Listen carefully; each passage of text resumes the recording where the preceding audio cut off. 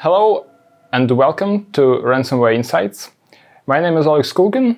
I'm Senior Digital Forensic Analyst at Group IB, and today I'll be a host. We'll start from our own experiences in investigating and responding to various ransomware attacks, and then we'll be joined by our colleagues from IBM X-Force and Help AG, who also share their own experiences. Make sure you joined our chat so you can ask questions if you have some.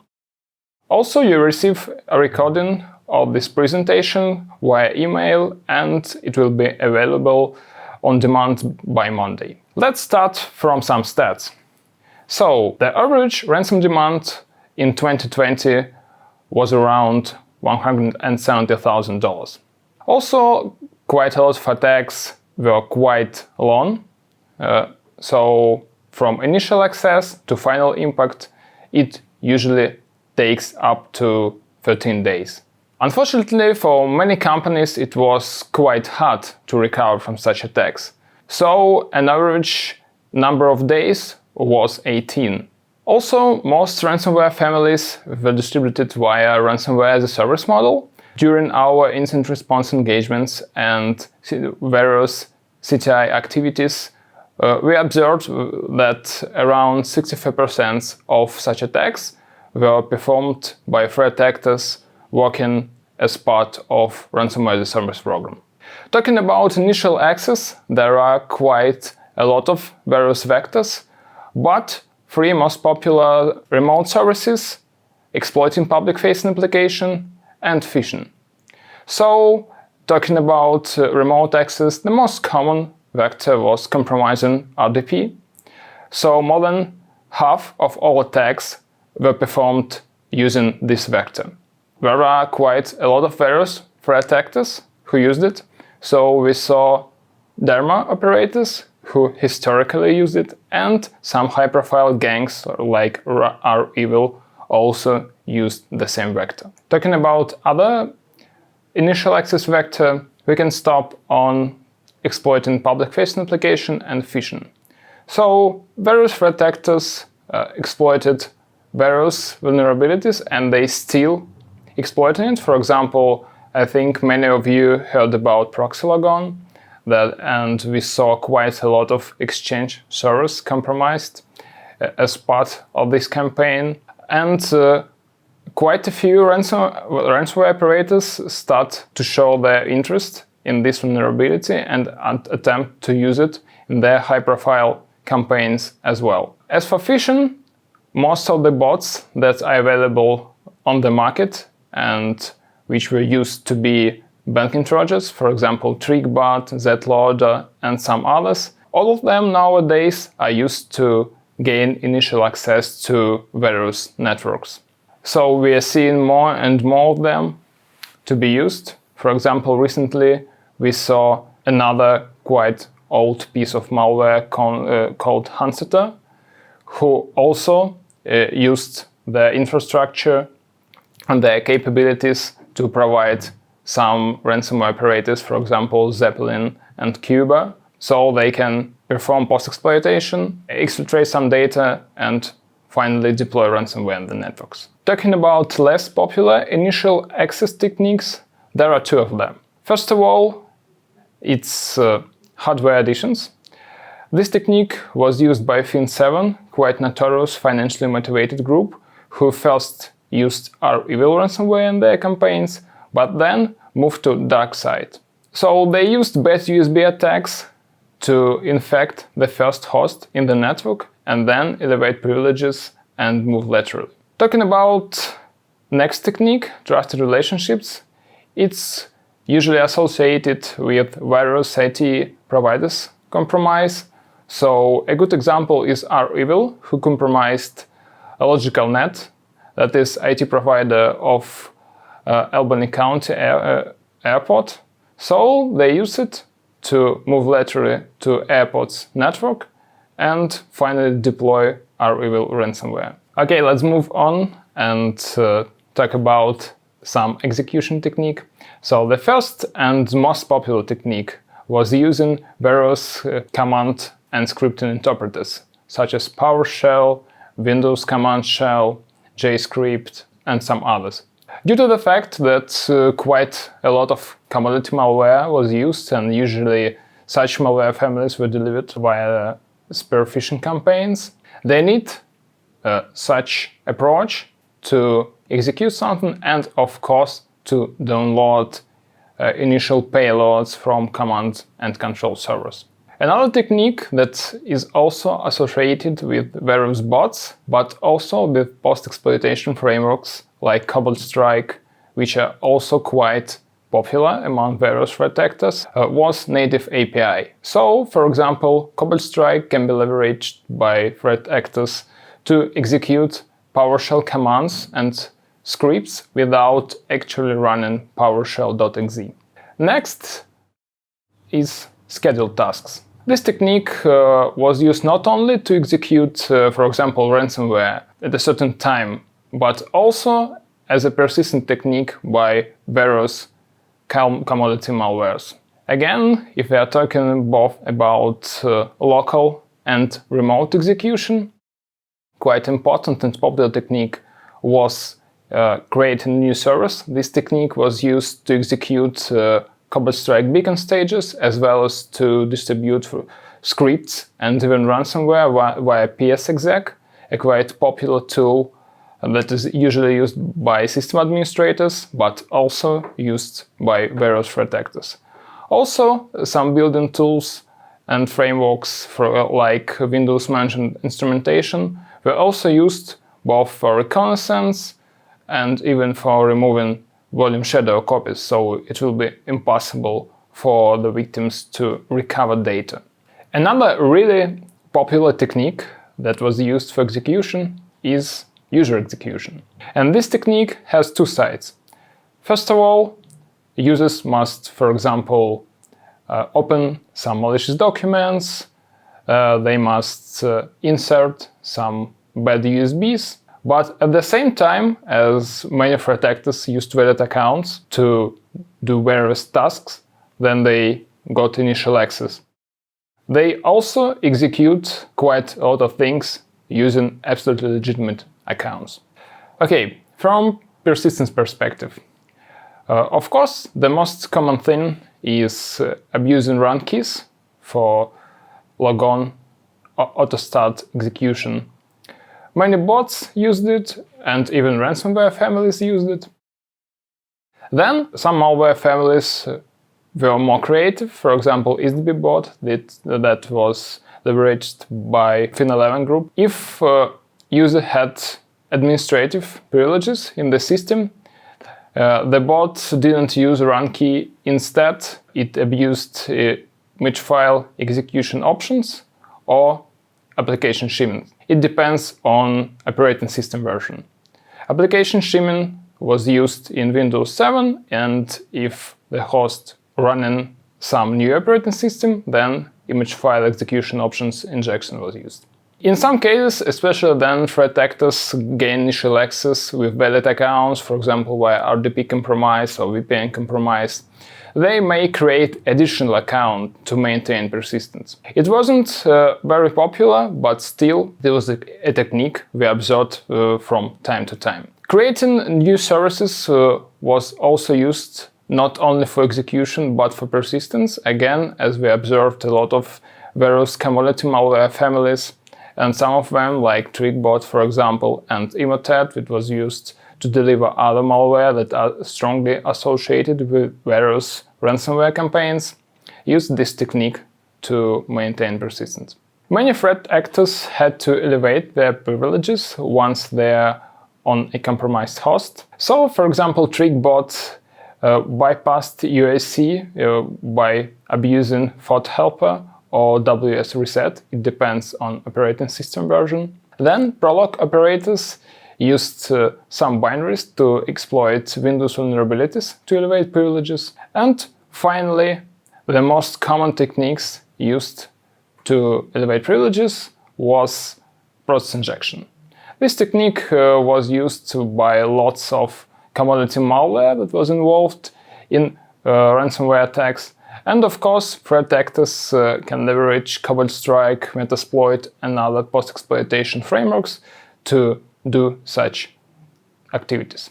Of course, it's not the whole set of privilege escalation technique. If you want to learn more, you make sure you downloaded our ransomware uncovered report. The most common technique for defense evasion was in fact disabling various security controls. Of course, it's quite hard to deploy ransomware if there are some security controls on the host, like antivirus software, EDRs, XDRs, etc. So lots of threat actors just disabled it before ransomware deployment.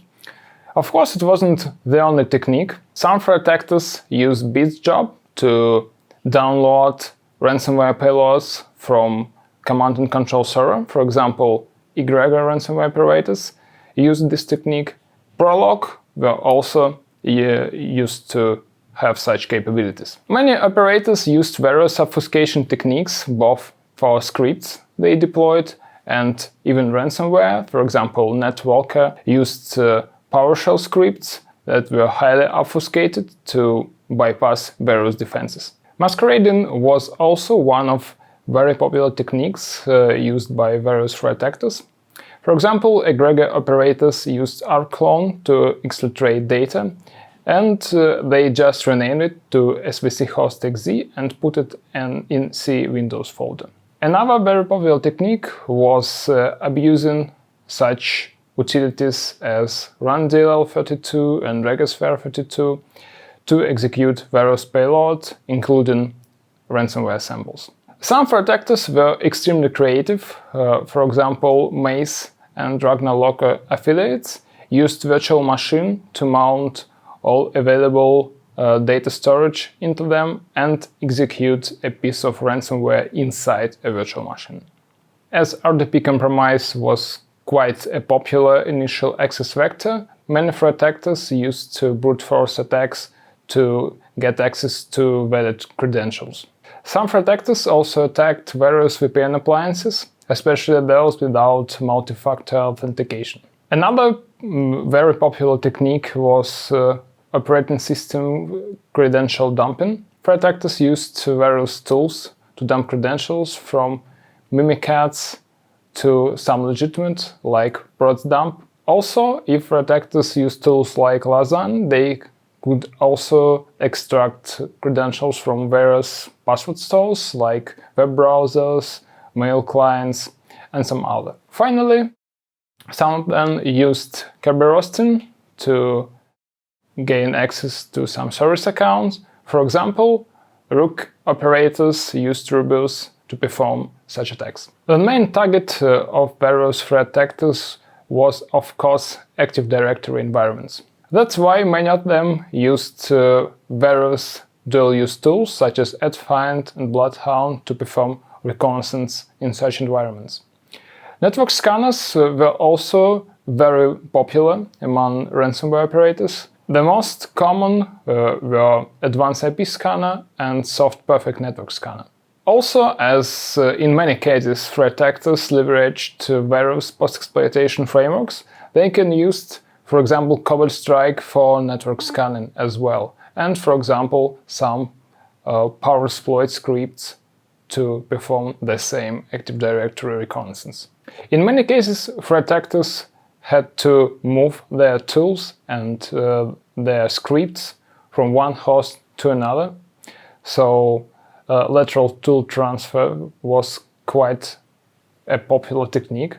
Also, as ransomware usually deployed enterprise-wide, threat actors used various techniques like RDP, WMI, WinRAM, and even scheduled tasks, as I already mentioned, to deploy a piece of ransomware on various workstation and servers in the network. Talking about remote execution, again, the most popular technique was abusing SMB, as we saw a lot of psexec abuse, especially as part of Cobalt Strike usage, which have such command as jump psexec and jump psexec psh. And of course, as many threat actors failed to obtain plain text credentials, but instead they just had hashes, they used pass the hash attacks very often. Many threat actors put data they plan to exfiltrate into archives before actual exfiltration. Usually they use 7-zip or just WinRAR to do it. Of course, it wasn't always the case. For example, clock operators searched for computers belongs to top management and exfiltrated just the most important documents, so they can use it as part of their double extortion strategy. Another technique leveraged, for example, by egregor ransomware operators was to exfiltrate that data via rclone directly from a network shared drive. As many threat actors used commodity malware in their operations, common web protocols were quite popular. Usually such communications was encrypted, so it was quite hard for security controls to detect anomalies. Tools like SystemBC allowed threat actors to tunnel traffic through Tor network, and many threat actors use various remote access tools to maintain persistence in compromised networks, even if bots or compromised servers were isolated from the main environment. Also, remote access tools were used by various threat actors to maintain persistence in compromised networks, even if bots were detected and initially compromised servers were isolated. Talking about data exfiltration, some threat actors split archives they planned to extract into multiple chunks so they can bypass some security controls. To exfiltrate data, lots of threat actors used various public cloud platforms, for example Mega or DropMe files. In some cases, they even install legitimate application, for example for Mega, to make exfiltration process even easier. Some actors, for example Mount Locker operators, used popular cloud platforms like Amazon Web Services for data exfiltration as well. I already mentioned that many ransomware operators disabled security controls before actual ransomware deployment. Of course, it wasn't all, because quite a lot of companies have various backing up systems, so they can use the backups to restore their infrastructure and not pay ransom to the threat actors. But in some cases, threat actors were able to locate such system, and they can move laterally to it and used some destructive techniques to remove backups and to wipe hard drives where such backups were stored. Another thing is volume shadow copies, but many threat actors had scripts that can remove these copies, so the victim can't restore the data, and also most ransomware families has the same capability and remove volume shadow copies via, for example, WMIC or via built-in Windows utilities before running the encryption process. Of course, the main goal of threat actors is to encrypt as much hosts as possible, so this was the most common technique. Ransomware authors used various encryption algorithms, so in most cases decryption without knowing the key is absolutely impossible. Of course, some malware authors made some mistakes in the code. In very rare cases, it was possible to use publicly available decryptors to create a new decryptor for such families, but again, such cases are quite rare. Some threat actors, for example, Sunscript operators, used some creative techniques to make their victim to pay ransom. For example, they used DDoS attacks against their victim and promised to stop such attacks only after the victim paid the ransom. As you can see, modern ransomware attacks are quite complex, and we face such attacks almost every day, both during our incident response engagements and sometimes even during our compromise assessments. And it allows us to detect threat actors before it's too late. Of course, we use some of our products. For example, we use threat intelligence and attribution system to collect as much as possible about various ransomware operators, including indicators for compromise and, of course, indicators of attack. Also, we use threat hunting framework that allows us to use both reactive and proactive approaches. If you have any questions, make sure you join our chat so you can ask all of them. And now let me introduce our first speaker, Oli Willotson from IBM X-Force, who will share his experience in responding to Eken's ransomware attack. Take it away, Oli. Good morning, good afternoon, and good evening, everyone. My name is Ola Willotson, and I'm a senior analyst on the Threat Hunt and Discovery team within IBM X-Force Threat Intelligence. And I'll be presenting today on our research and experience with Eken's ransomware. By way of background, the Threat Hunt and Discovery team provides direct tactical intelligence support to X-Force incident response investigations and also conducts independent research into threat actors. Before I begin, I'd like to thank Group IB for having me here to present. This is my agenda for the presentation.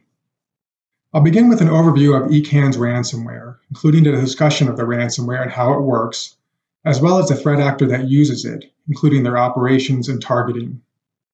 I'll then transition to discuss the group's tactics, techniques, and procedures, or TTPs, that we here at X-Force have observed while investigating attacks by the group. Finally, I'll finish with a discussion of a new Eken's variant found in the wild that goes by the name Gladius. Before I go any further, I want to take a moment to thank members of our incident response team, as well as our reverse engineer, Wei Gao, without whom this presentation would not be possible. I also want to thank the authors of all the blogs and articles out there on Eken's, which are invaluable to understanding the group and the ransomware, and many of which I will mention today. My hope is that my presentation today can help add to this body of knowledge about this threat.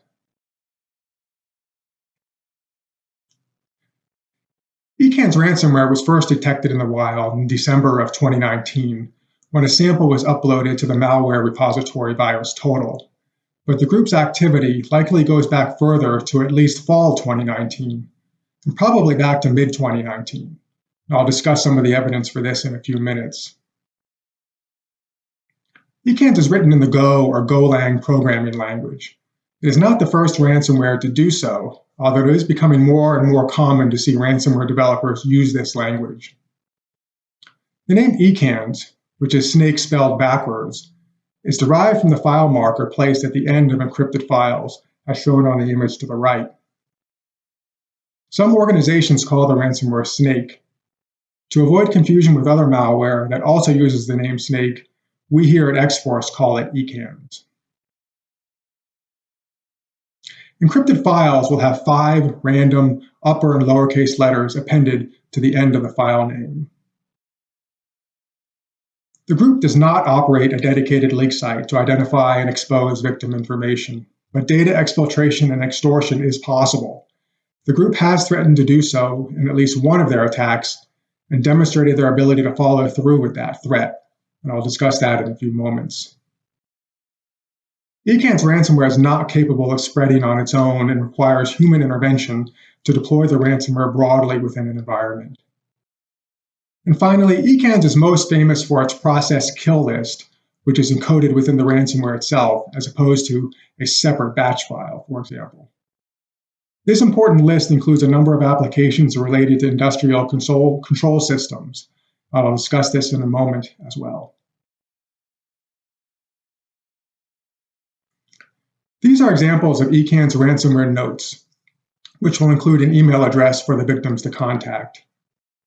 It was interesting to observe that the notes used during attacks in December of 2019 and June of 2020 were identical. This is the note on the lower right. However, the note used in an attack in May of 2020 included a threat at the bottom to publish stolen documents if they were not contacted by the victim. This is the note on the upper left. The threat appears to have been credible with at least one victim, a European hospital provider. Patient data was leaked onto a PACE site in mid-May, and earlier in the month, the Eken's actor reportedly shared images of a database with Bleeping Computer that they claimed was from the hospital provider.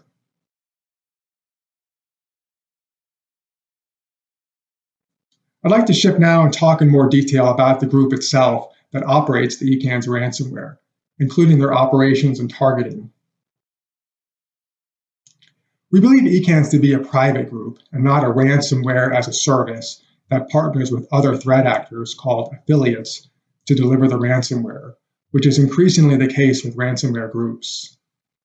Sony no Kibi, Conti, DarkSide, and Doppelpaymer all are currently active ransomware as a service operations. In other words, we believe that the same ECANS group develops the ransomware and conducts the attack. We also assess ECANS to be a cyber criminal group that is not state-sponsored. So diving into this assessment a little more, there has been some speculation that the group is backed by Iran based on the contact email address used in the first detected sample in December of 2019, which had the username Bapco Crypt, with Bapco possibly being a reference to the Bahrain Petroleum Company. Bapco did experience an attack on December 29 using the zero-clear wiper variant Dustman, which has been linked back to Iran. But the relevant ECAN sample was uploaded to VirusTotal several days earlier on 26 December. It is our assessment that it is possible that the group is backed by Iran. In other words, we would not rule it out, but any links to the Dustman attack on Bapco are circumstantial and not supported by any other available evidence. There were observed spikes in the use of ECANS ransomware in December 2019, May of 2020, and June of 2020. We also identified a variant of ECANS called Gladius, with its use commencing in August of 2020 and then used up through February 2021 that we will discuss in more detail in a few minutes.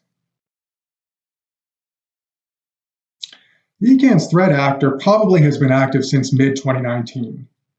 Researchers from the Software Engineering Institute at Carnegie Mellon found 2 malware samples uploaded to a public repository, VirusTotal, in April and May of 2019, containing large code overlap, as well as the nearly identical string decoding routine found in ECANS.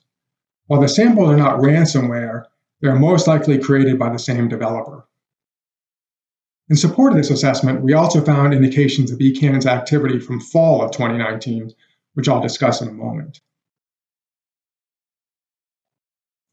There are 3 known victims of ECANS ransomware attacks that took place in May and June of 2020.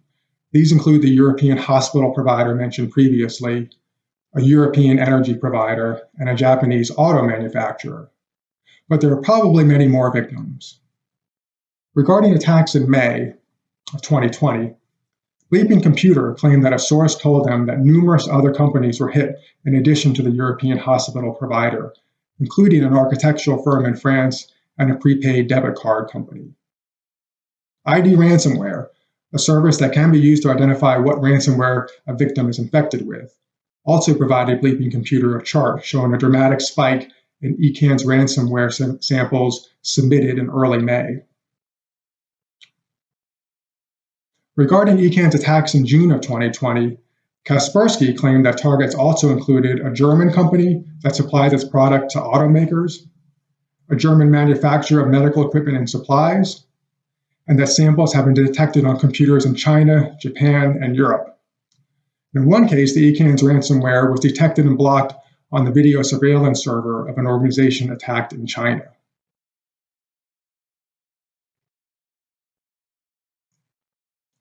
Next, I'd like to talk a little about the ransomware itself and how it works.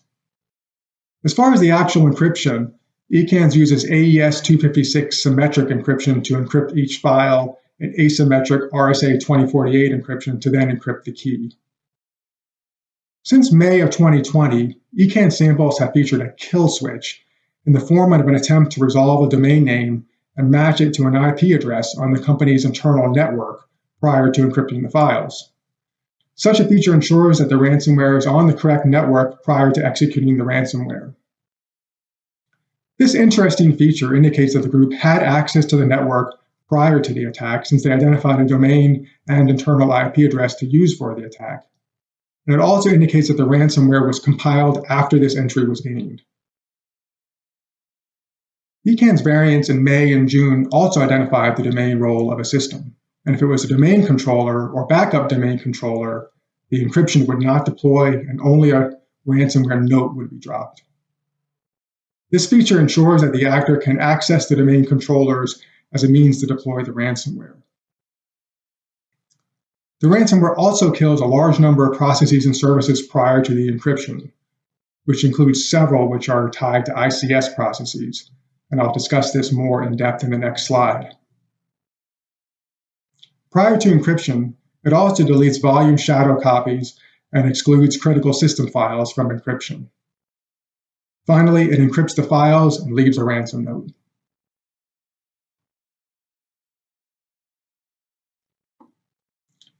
As I mentioned earlier, ECANS includes an encoded list of processes that it forces to stop or kills. Within this list are a number of processes related to ICS applications, but it also includes security, data backup, database, and administration software. Killing these processes ensures that handles to targeted files are released so that the data can be encrypted. It's not uncommon to see process kill lists used with ransomware, although many ransomware families do not use one. This is also not the first time we have seen a process kill list include a large number of ICS-related processes. A sample of Megacortex in mid-2019 also included a list of ICS-related processes to kill. ICS applications on the list include HMI, or Human Machine Interface, Historian clients, and licensing servers. Some examples of the applications on the list are shown on the slide. The actual impact of killing these processes may vary between each victim, and victims may be able to compensate for any loss of functionality, but it does represent a real threat to an enterprise using ICS applications depending on their systems, configuration, and the extent of the ransomware attack. It is important to note that the ransomware does not otherwise interfere with ICS-related applications beyond killing their processes. Despite the presence of this kill list, it is not clear that ECAN is specifically or consistently targeting enterprises using these ICS applications, because many of their targets are not engaged in business lines that use such applications. We assess that including this list is intended to maximize the disruptive effect the ECAN's ransomware has against those environments and further encourage a ransom payment. And for further information on ECANs and these ICS processes, I'd recommend a couple of articles by Dragos that are shown on the bottom of the slide there.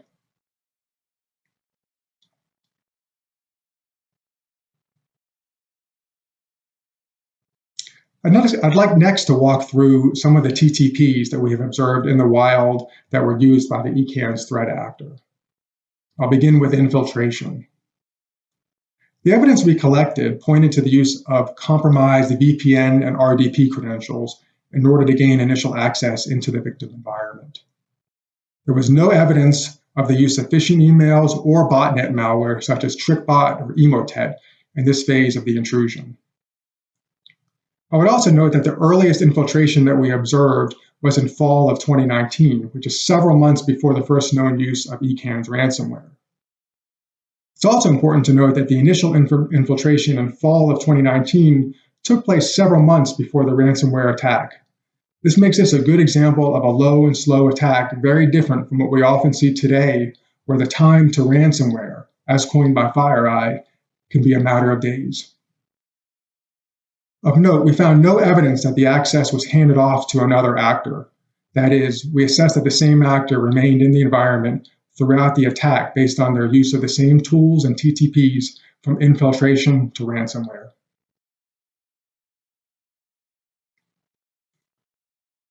One of the first things the actor did after gaining entry was to install the Chisel tunneling tool to create a persistent foothold into the network. I'll discuss Chisel in more depth in the next slide, but it's an openly available administration tool written in Golang, like ECAN's. The actor also modified Chisel to be installed and executed as a Windows service.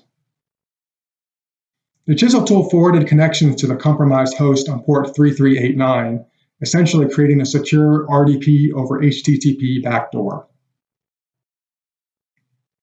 While circumstantial, we also took note of the fact that ECANs and the chisel tool, which they modified, are both written in Go, suggesting some competency and comfort with that language by the threat actor. The threat actor was also able to escalate their privileges to domain admin. We found evidence of the use of mimikatz and suspect that they used this tool to achieve this. So what is Chisel? Well, it's an openly available tool available on GitHub, written in Go, and intended for use by network administrators to pass through firewalls and provide a secure access into a network. But like many such tools, it has also been abused by threat actors to create a command and control tunnel into a victim's network. It is also becoming more and more popular with threat actors.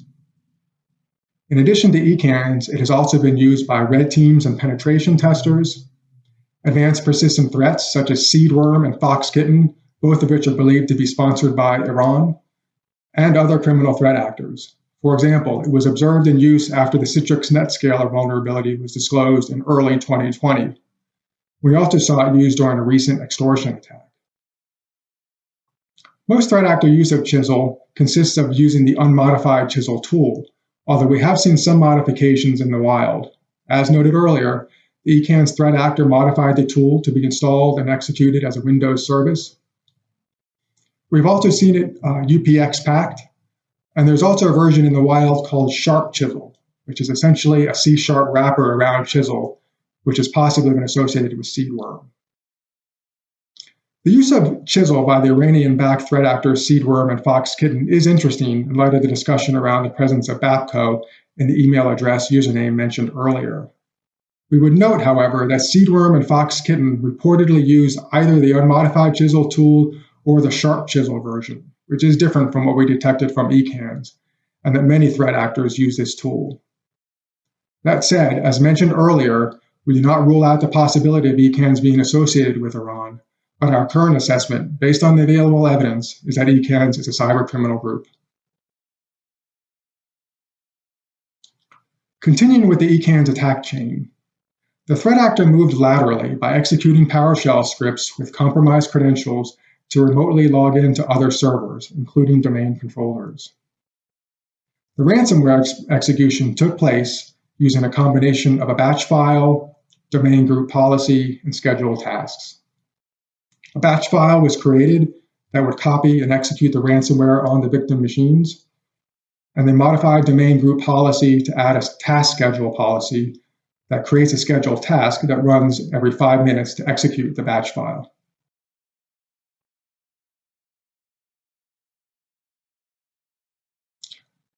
I'll switch now to talk about a new ECANs variant found in the wild.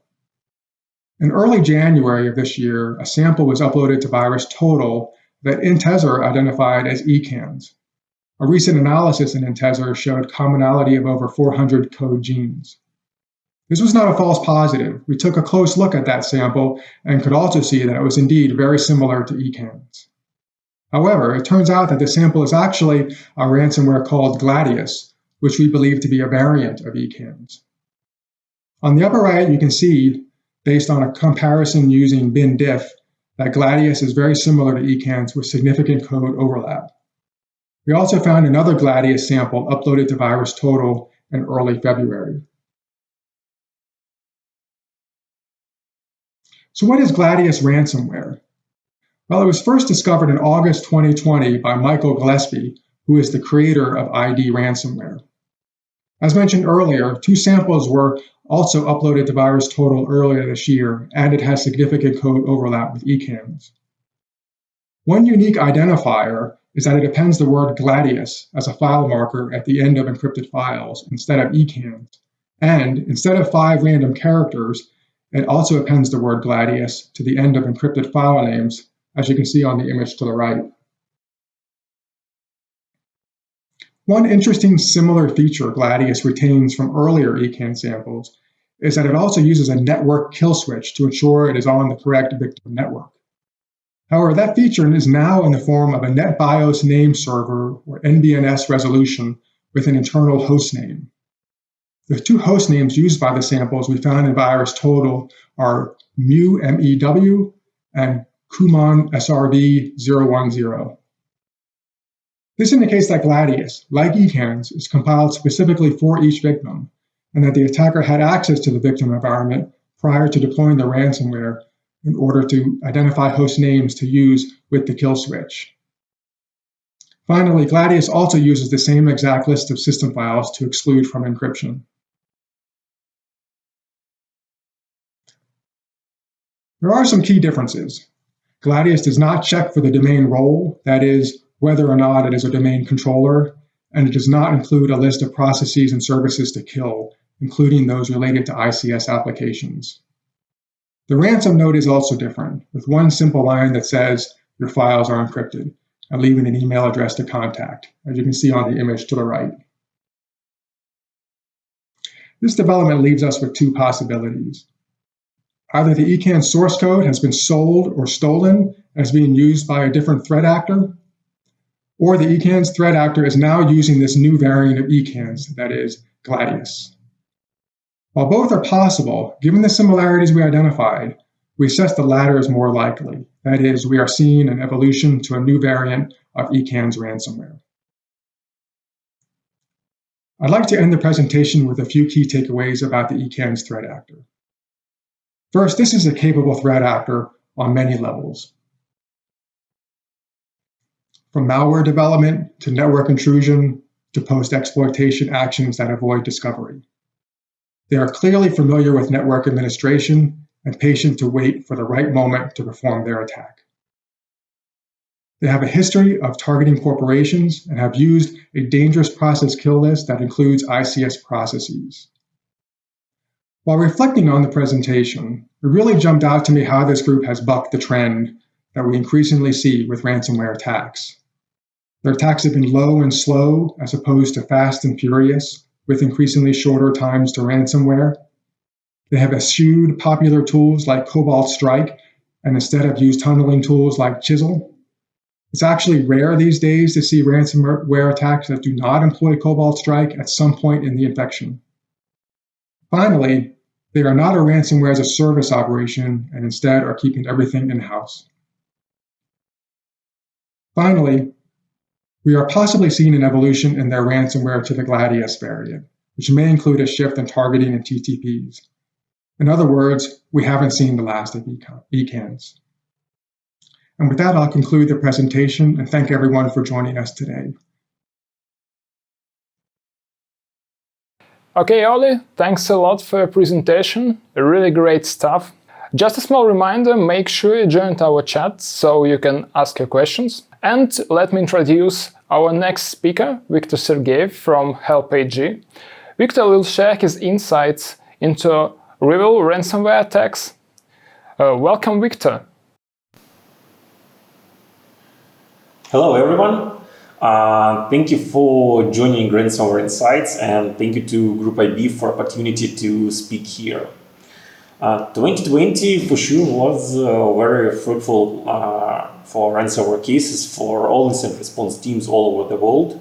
And in this presentation, I would like to share my experience of responding to very tough situations when we helped our customers to recover their businesses after they actually lost control of their IT environment. So in this presentation, you can expect stories from the trenches, most of them with the focus on Rebel Group, TTPs that we discovered during our investigations. That is not going to be a comprehensive threat intelligence report, just my experience dealing with ransomware in 2020 year. My name is Viktor Sergeyev, and I work in HelpAG as a senior incident response and forensic investigations consultant. Before HelpAG, I worked in Russian biggest telecommunication company, Rostelecom, and in Kaspersky Labs. I am author of several trainings about malware analysis and incident response, and holder of certifications like OSCP and CSSP. I work in HelpAG, which is a part of Etisalat Group. We operate in Middle East, in United Arab Emirates and Saudi Arabia, and provide various security services to our customers, starting from red teaming and breach response to 24/7 monitoring, strategic consulting, and cybersecurity solution support. So, first of all, I would like to tell about how we typically respond to ransomware outbreaks. Everything starts with a call from client to our incident response hotline. To be honest, I do prefer to do the first calls via a normal phone, because you never know if customer is infected or not, if his laptop is infected, or if the attacker has access to his Exchange server. So better to avoid email communications, at least at the first initial plan development. So in that, during that initial call, we actually develop initial incident response plan.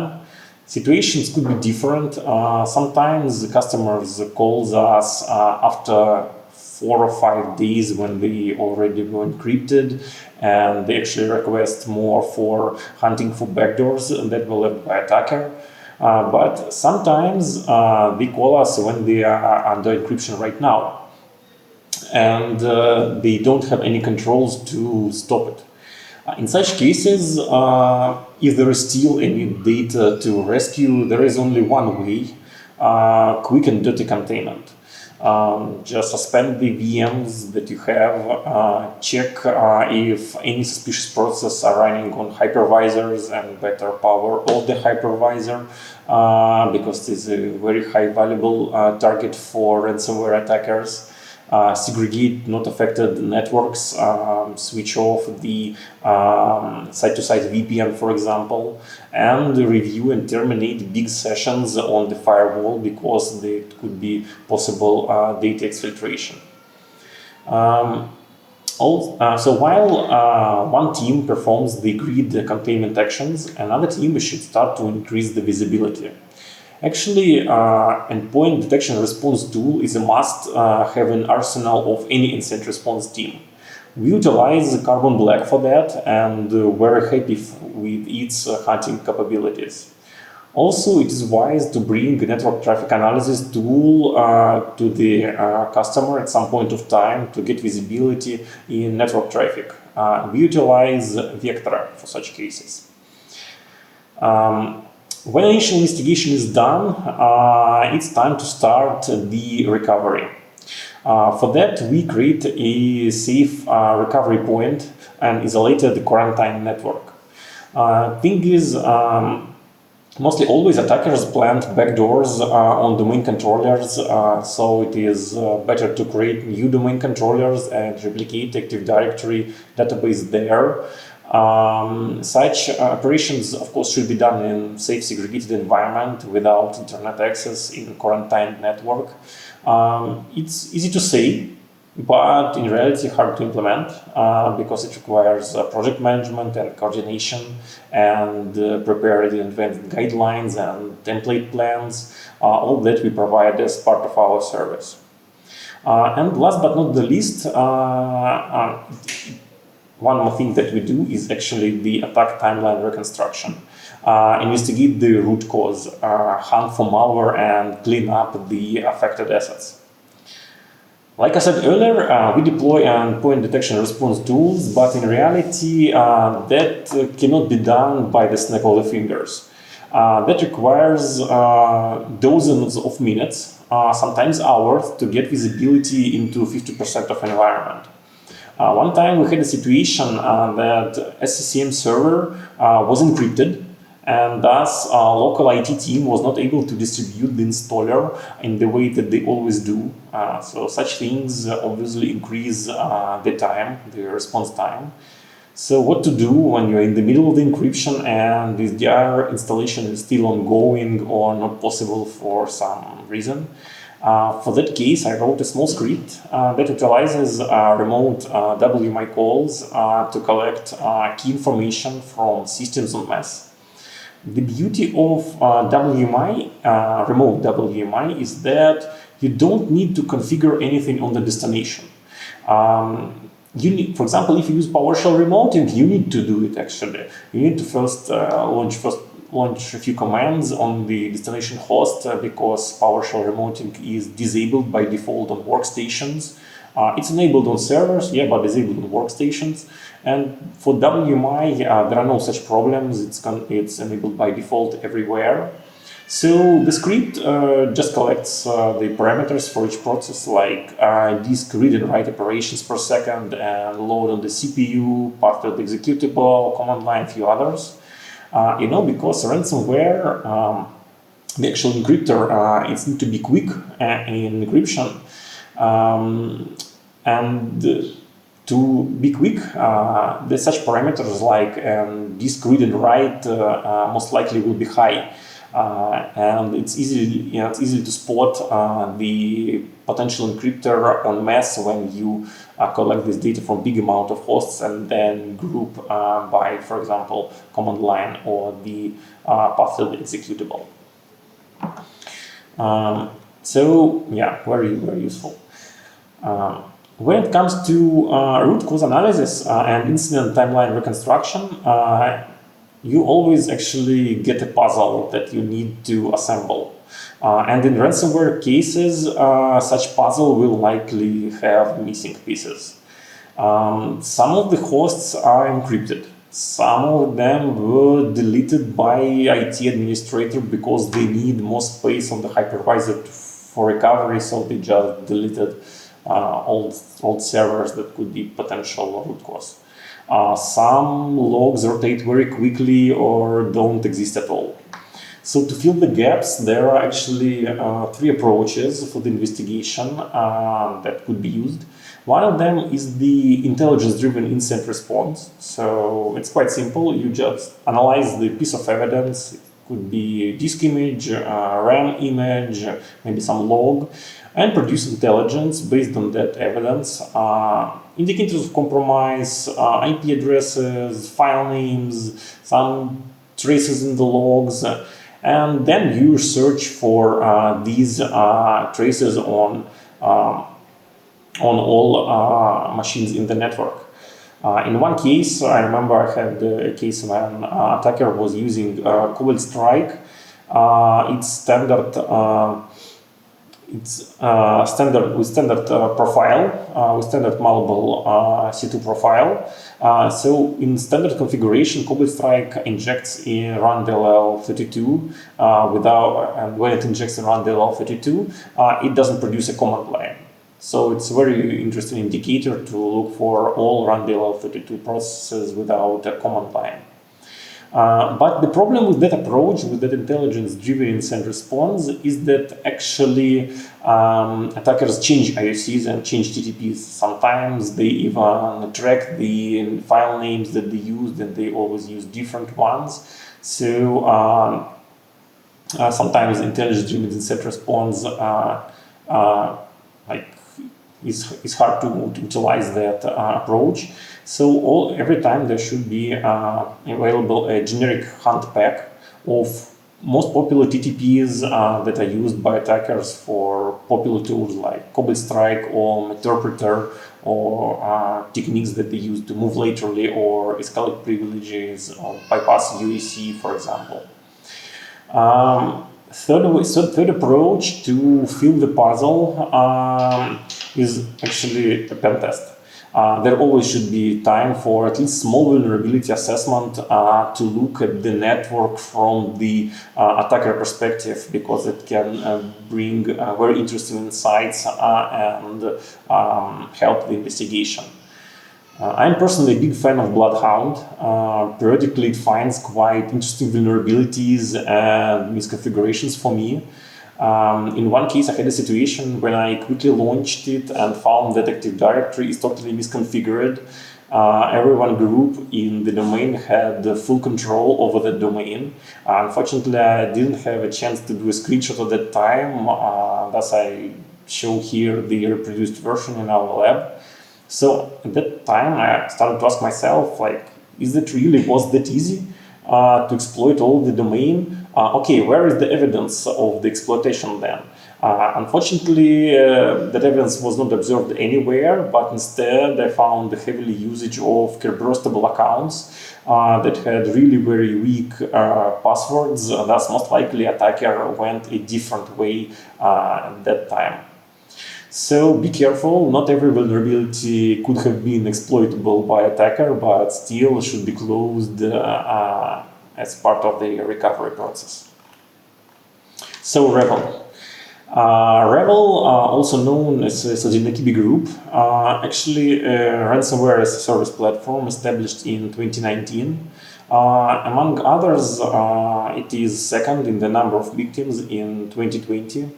They like to exfiltrate data before they encrypt it and then use exfiltrated data as an additional way for extortion.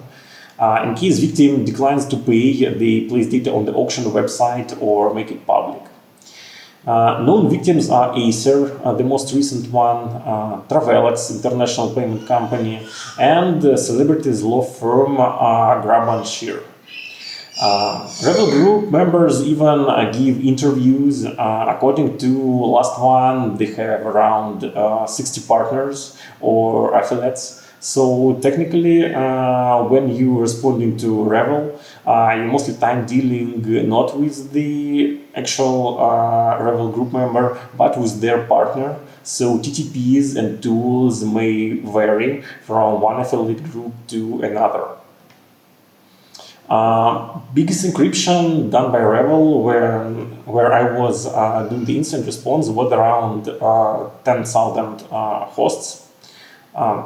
In most our cases, intrusion point was vulnerability in Pulse Secure VPN, and in one case we suspect that the original intrusion happened because of a very weak account password. In general, it takes them around 3 days to start the encryption after the penetration. They use different tools for network reconnaissance, including free network scanner produced by SoftPerfect. For obtaining the credentials, the techniques are quite standard. Obviously, for cases with Pulse Secure VPN, they obtain many cache credentials from there. On Windows hosts, they execute proc dump to dump LSAS memory and dump tickets for burstable accounts to crack them offline and obtain clear text password. Security controls evasion. So here I probably should say about how they pack their Cobalt Strike beacons to evade antivirus, or that they recently included a command to reboot the machine in safe mode and encrypt it after it when the security tool is not loaded. But instead, I want to say that Rebel operators, operators think a little bit differently. They think, actually, why do I need to evade antivirus if I can disable it? Stealth threat actors will never do it, but ransomware operators don't need to be stealth, they need to be quick. I was responding to one case when Rebel operator just logged onto the semantic management console and disabled all security policies, and then immediately started to encrypt the network. Smart and simple. But sometimes they go even further. They don't need to evade antivirus at all.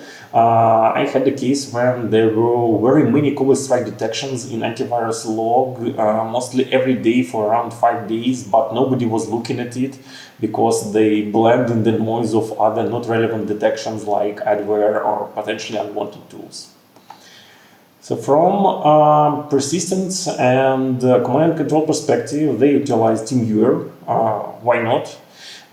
They configure their beacons, Cobalt Strike beacons, to run automatically using scheduled tasks. And also they utilize reverse proxies, quite useful malware technique.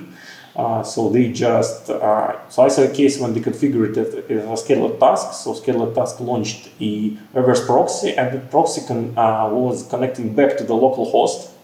And that port then was forwarded via the Plink utility back to the attacker's command and control server. So they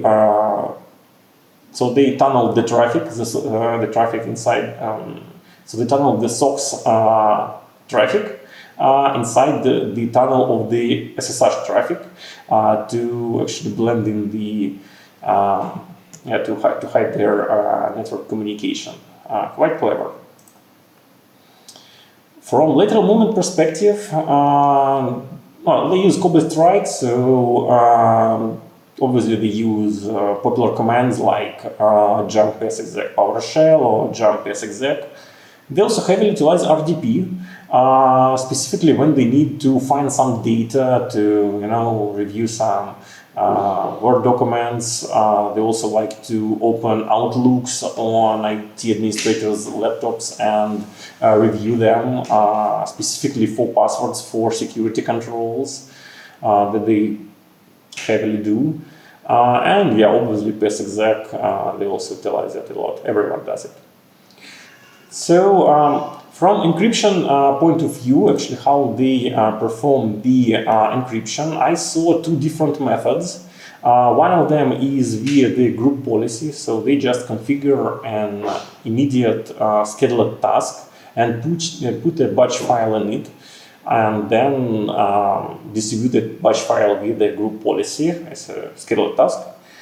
So upon the launch, that batch file disables antivirus, both local antivirus and Windows Defender, and then adds the exclusion for a binary for its process name, and as well as for all binaries in the special dedicated directory.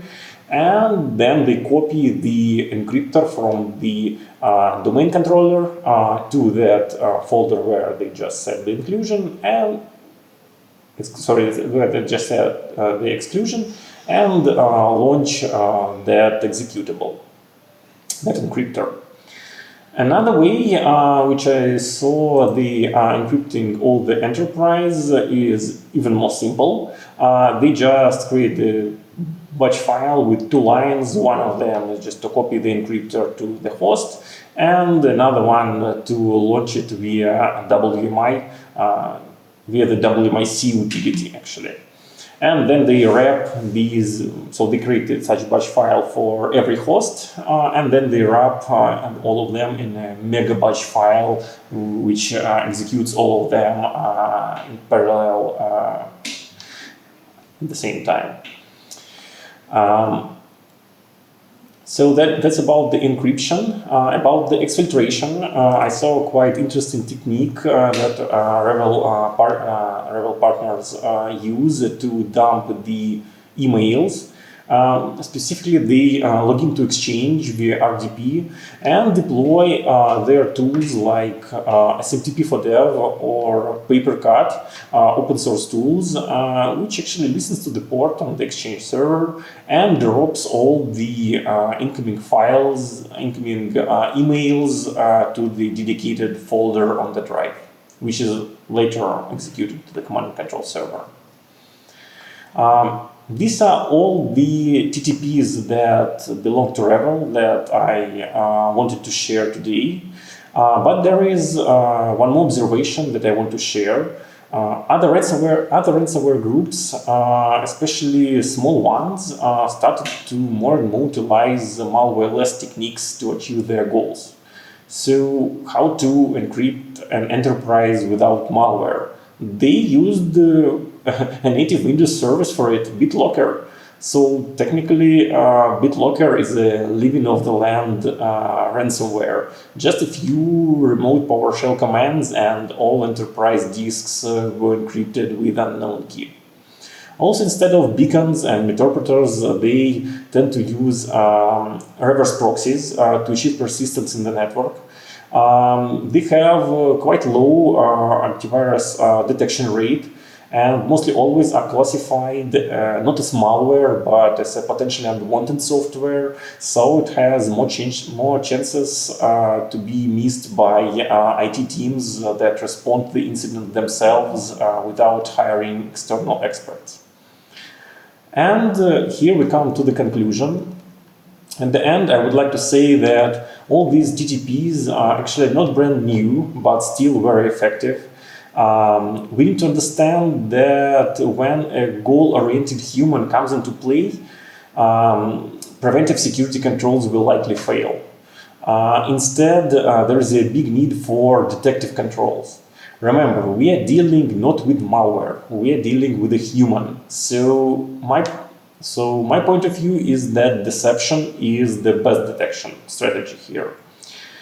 And no, by deception I don't mean the SSH honeypot.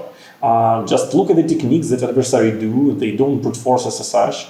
Better, I think, to implement a reversible account with SPM and that you don't use, and monitor for somebody to obtaining tickets for it. That could be much more useful.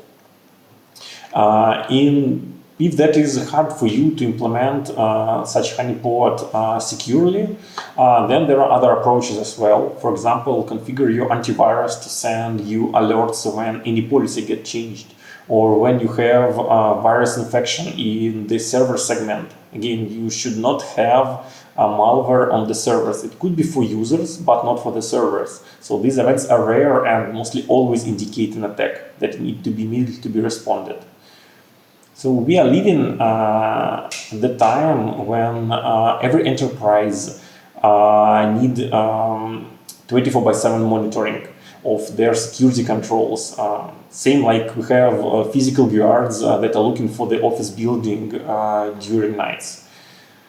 Yeah, so we need same 24/7 monitoring for our IT assets, at least for the detection use cases that I described today. So thank you very much for listening to me, and stay prepared.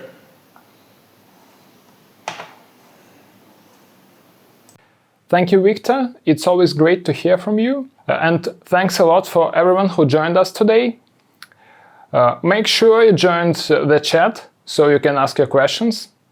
If you didn't download our report, you can do it right now. And of course, if you missed some parts of the event, the recording will be available on demand until Monday, and you'll receive a link via email. Thank you and goodbye.